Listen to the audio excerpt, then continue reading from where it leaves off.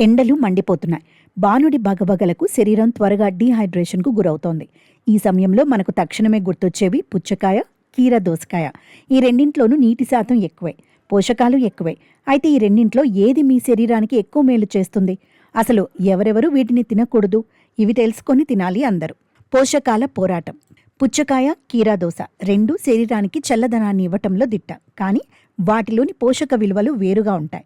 కీరా దోసలో vitamin K, సితో పాటు పొటాషియం, మెగ్నీషియం, ఫైబర్ పుష్కలంగా ఉంటాయి. ఇవి ఎముకల బలానికి, గుండె ఆరోగ్యానికి, మలబద్ధకం తగ్గించడానికి ఎంతగానో ఉపయోగపడతాయి. పుచ్చకాయలో యాంటీ ఆక్సిడెంట్లు, విటమిన్ ఏ, సి ఎక్కువగా ఉంటాయి. సోడియం తక్కువగా ఉండటం వల్ల అధిక రక్తపోటు ఉన్నవారికి ఇదొక వరం. నీటి శాతం విషయానికి వస్తే రెండూ అద్భుతమే. అయితే సాంకేతికంగా చూస్తే పుచ్చకాయ కంటే దోసకాయలో నీటి శాతం ఎక్కువ. దోసకాయలో సుమారు 95% నుంచి 96% వరకు నీరు ఉంటే పుచ్చకాయలో 92% ఉంటుంది. క్యాలరీలు తక్కువగా ఉండటం వల్ల బరువు తగ్గాలనుకునే వారికి ఇవి రెండూ మంచి ఆప్షన్లే. ఈ రెండు అమృతం లాంటి పండ్లే. అయినప్పటికీ కొన్ని ఆరోగ్య సమస్యలు ఉన్నవారు వీటిని తినే ముందు ఆలోచించాలి. షుగర్ లెవెల్స్ ఎక్కువగా ఉన్నవారు, కిడ్నీ, తీవ్రమైన జీర్ణ సమస్యలు ఉన్నవారు పుచ్చకాయకు దూరంగా ఉండటం మంచిది. రాత్రిపూట నిద్ర పట్టని వారు దోసకాయ తినకపోవడమే ఉత్తమం.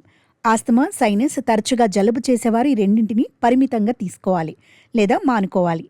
ఇక ఆర్థికంగా చూస్తే పుచ్చకాయ కంటే దోసకాయ కొనడం, నిల్వ చేయడం సులభం. దోసకాయలో వ్యర్థ భాగం తక్కువగా ఉంటుంది. దీనిని ఫ్రిడ్జ్ లేకుండా కూడా కొంతకాలం నిల్వ చేయవచ్చు. అదే పుచ్చకాయ అయితే పరిమాణం పెద్దదిగా ఉండటం వల్ల ఖర్చు కూడా ఎక్కువే.